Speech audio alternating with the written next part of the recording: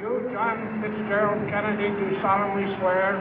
I, John Fitzgerald Kennedy, do solemnly swear. That you will faithfully execute the office of President of the United States. That I will faithfully execute the office of President of the United States. And will, to the best of your ability. And will, to the best of my ability. Preserve, protect, and defend the Constitution of the United States. Preserve, protect, and defend the Constitution of the United States. So help you God. So help me God.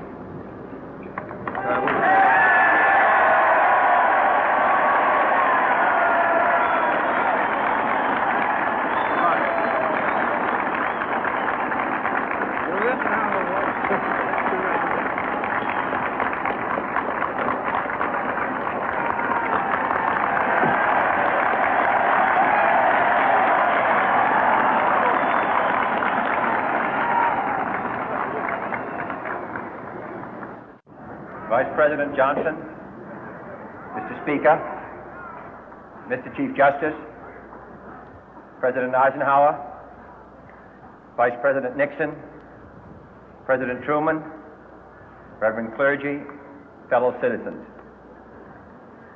We observe today not a victory of party, but a celebration of freedom, symbolizing an end as well as a beginning, signifying renewal as well as change.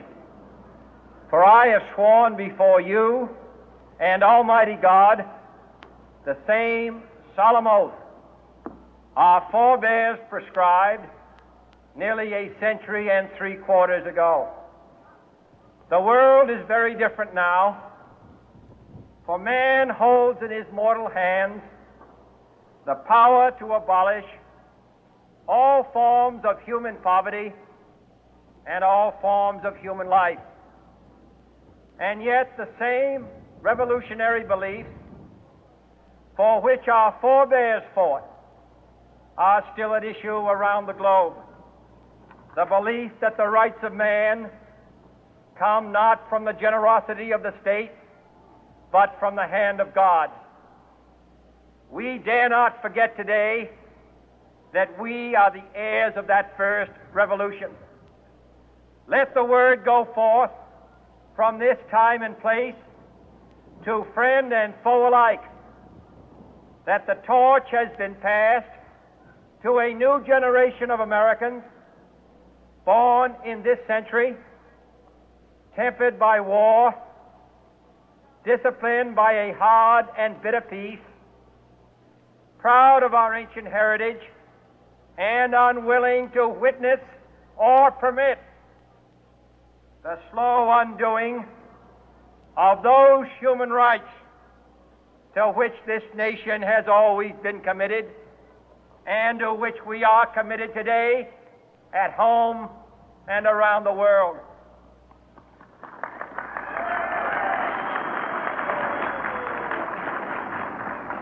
Let every nation know, whether it wishes us well or ill, that we shall pay any price, bear any burden, meet any hardship, support any friend, oppose any foe to assure the survival and the success of liberty.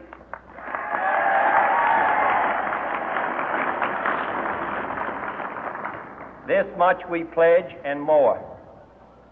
To those old allies whose cultural and spiritual origins we share, we pledge the loyalty of faithful friends. United, there is little we cannot do in a host of cooperative ventures.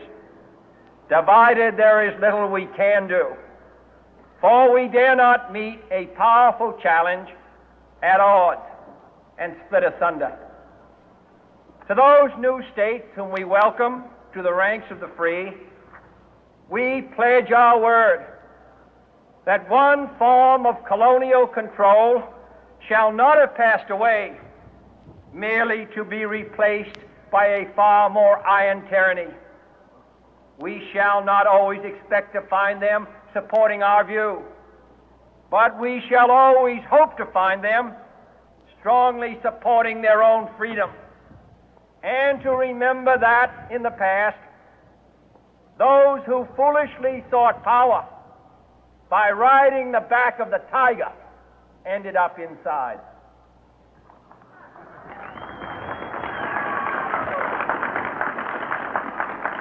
To those people in the huts and villages of half the globe struggling to break the bonds of mass misery, we pledge our best efforts to help them help themselves for whatever period is required, not because the communists may be doing it, not because we seek their votes, but because it is right.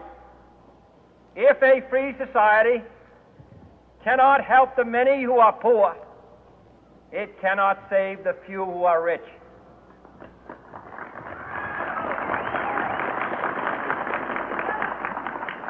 To our sister republics south of our border, we offer a special pledge to convert our good words into good deeds, in a new alliance for progress, to assist free men and free governments in casting off the chains of poverty.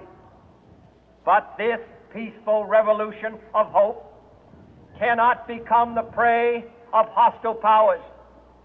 Let all our neighbors know that we shall join with them to oppose aggression or subversion anywhere in the Americas. And let every other power know that this hemisphere intends to remain the master of its own house.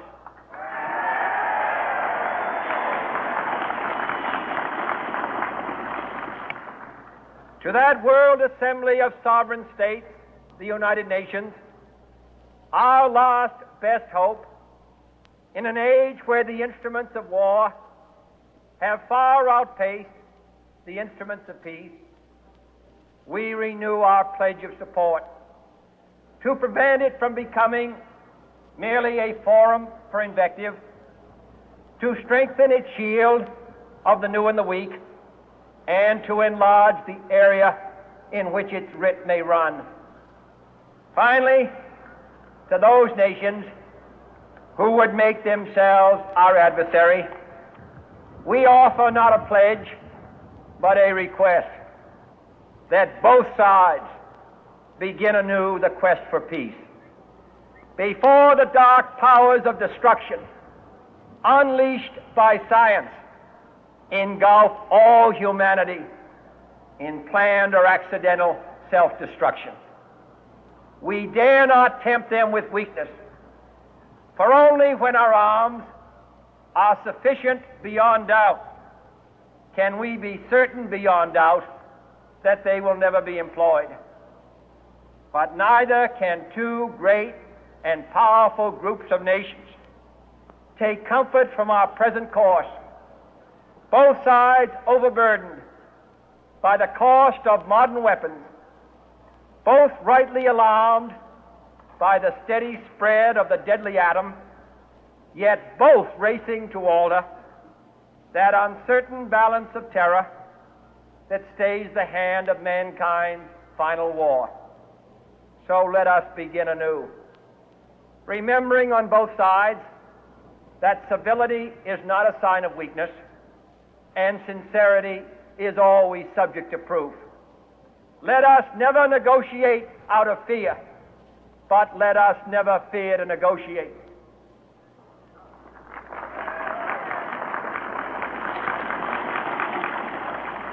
Let both sides explore what problems unite us, instead of belaboring those problems which divide us.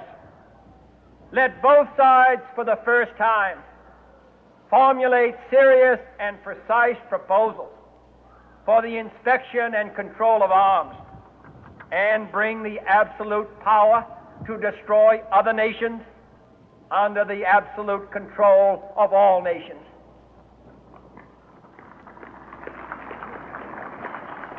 Let both sides seek to invoke the wonders of science instead of its terrors. Together, let us explore the stars, conquer the deserts, eradicate disease, tap the ocean depth, and encourage the arts and commerce. Let both sides unite to heed in all corners of the earth the command of Isaiah to undo the heavy burden and let the oppressed go free. And if a beachhead of cooperation may push back the jungle of suspicion, let both sides join in creating a new endeavor, not a new balance of power, but a new world of law, where the strong are just and the weak secure and the peace preserved. All this will not be finished in the first 100 days, nor will it be finished in the first 1,000 days, nor in the life of this administration, nor even perhaps in our lifetime on this planet.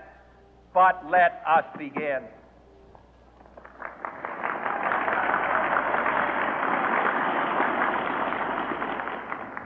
In your hands, my fellow citizens, more than mine, will rest the final success or failure of our course. Since this country was founded, each generation of Americans has been summoned to give testimony to its national loyalty. The graves of young Americans who answered the call to service surround the globe. Now the trumpet summons us again, not as a call to bear arms, though arms we need, not as a call to battle, though in battle we are, but a call to bear the burden of a long twilight struggle, year in and year out, rejoicing in hope, patient in tribulation, a struggle against the common enemies of man, tyranny, poverty, disease, and war itself. Can we forge against these enemies a grand and global alliance,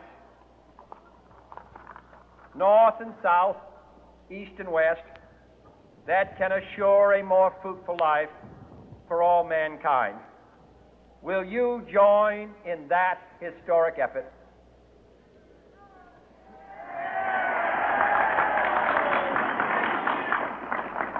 In the long history of the world, only a few generations have been granted the role of defending freedom in its hour of maximum danger. I do not shrink from this responsibility. I welcome it.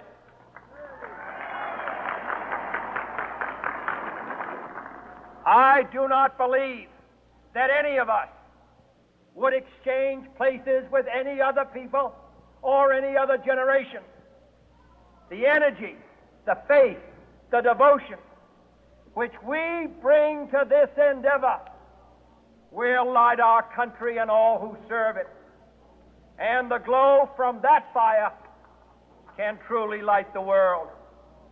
And so, my fellow Americans, ask not what your country can do for you, ask what you can do for your country.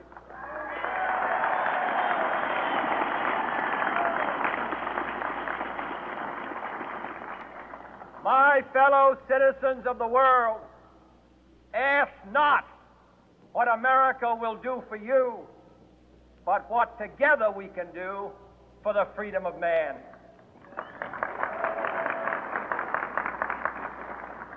Finally, whether you are citizens of America or citizens of the world, ask of us here the same high standards of strength and sacrifice which we ask of you.